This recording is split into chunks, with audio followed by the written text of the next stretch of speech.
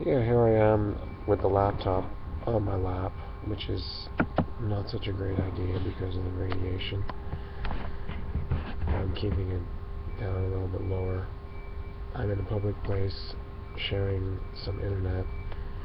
There's a guy here that I know. So, I got a question, and I'll take a few moments to answer it because it's a good question. And I remember hearing from this viewer, and they go by the name Cove Monster.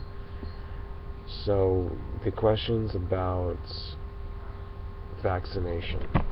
Alright, let me just give you an overview of what I know, what I believe, my take on it. You could call that opinion also.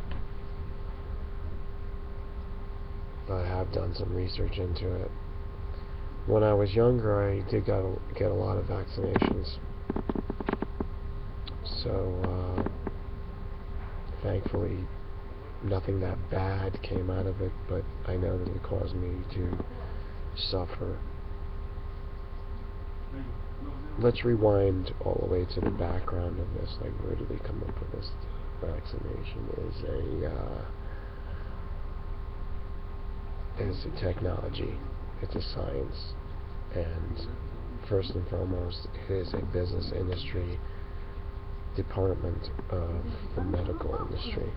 Okay, so basically, it started when they discovered microbiology and created the idea of germs. Germs are where things start from. Germ doesn't necessarily mean bad, actually, the scientific meaning of germ. But beyond that, you get into bacteria, which are part of the animal kingdom. They're not, complex animals like mammals, but they are considered to be a life form. Then you get into something which is quite a bit smaller and not really visible by your average microscope, correction, and that is the virus. Now, the theory is that the virus causes or is a part of the cause of disease. So, how can that be if it's not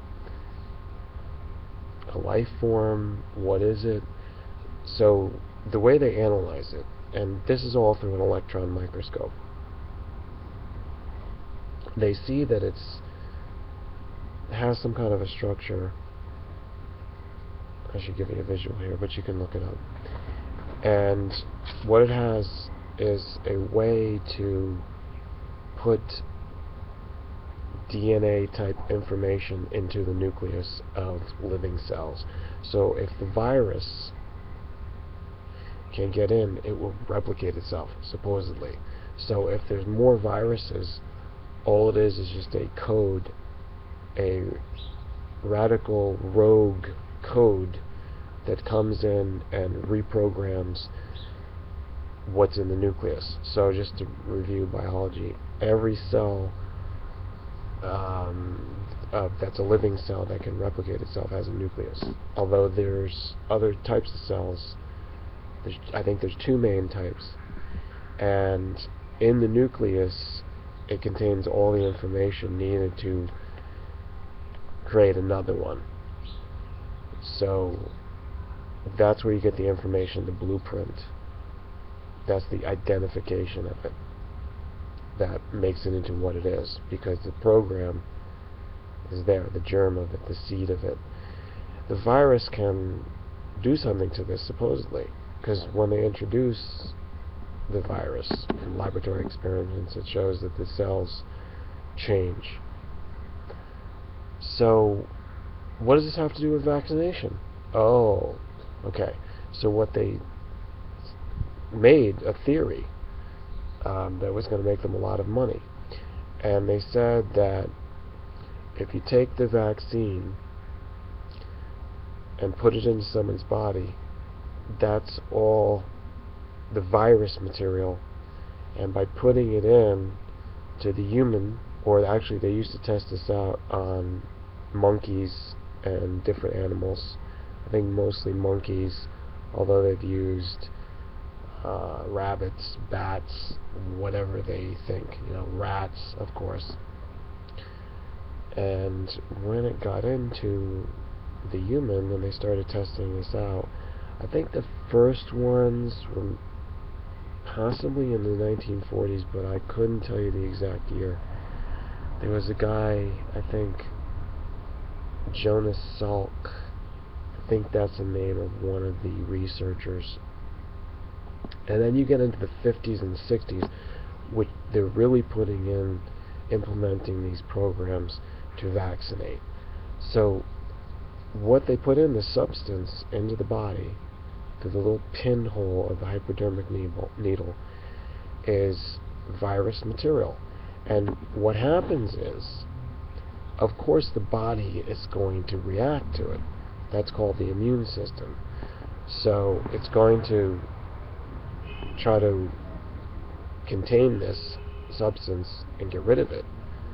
But you see, the problem with the idea that this is doing something good to the body is that anytime you inject a needle in, the body is going to react. The substance is going to spread around through whatever organ it's near, or generally the blood system, the circulatory system.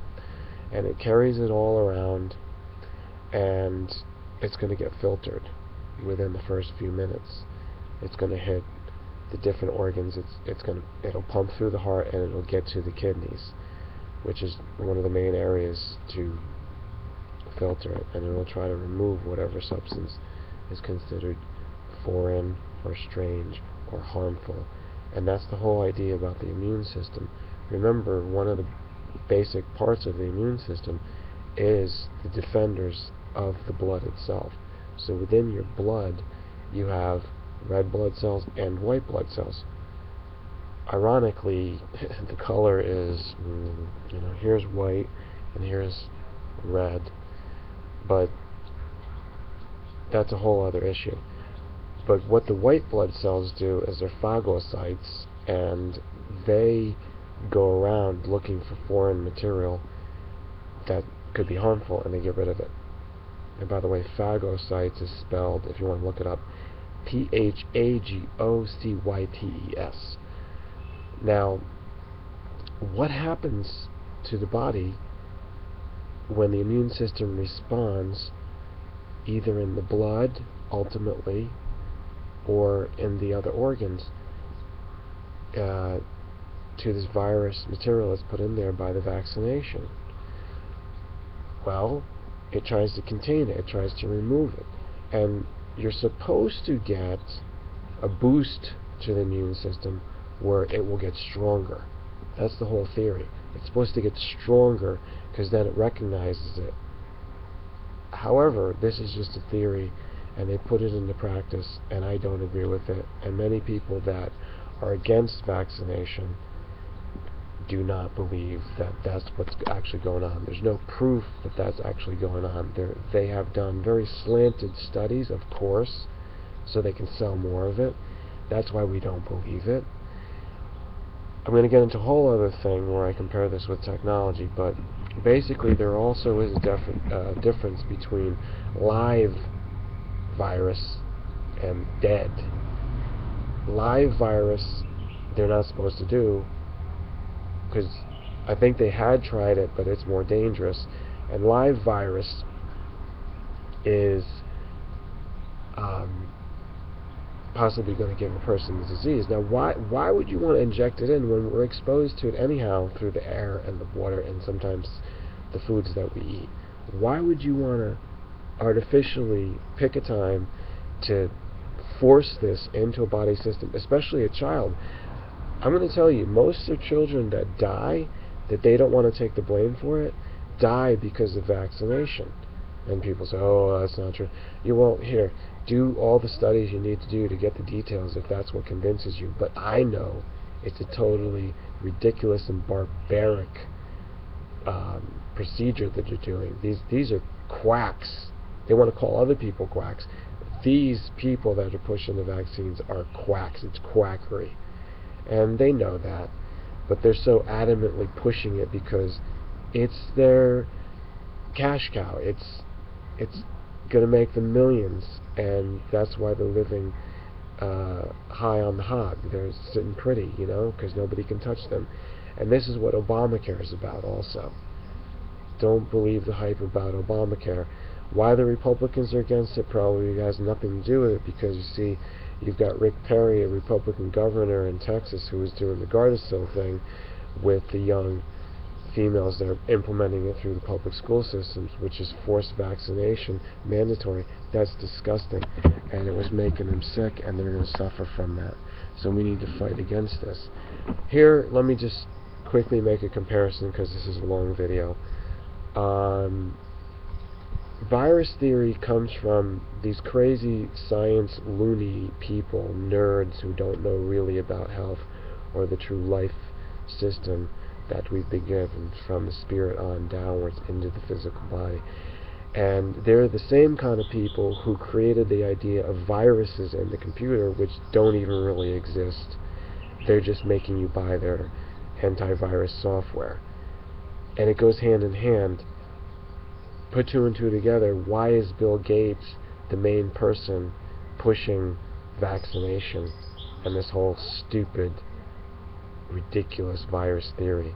Bill Gates, Microsoft, viruses in the computer, viruses in Africa, Ebola, etc., etc., etc. Come on, people, wake up. I did enough for you. You do the rest of the research if you don't get it, or if you doubt what I'm saying. But I will never take another virus. My kids have never taken virus vaccination, and that's it.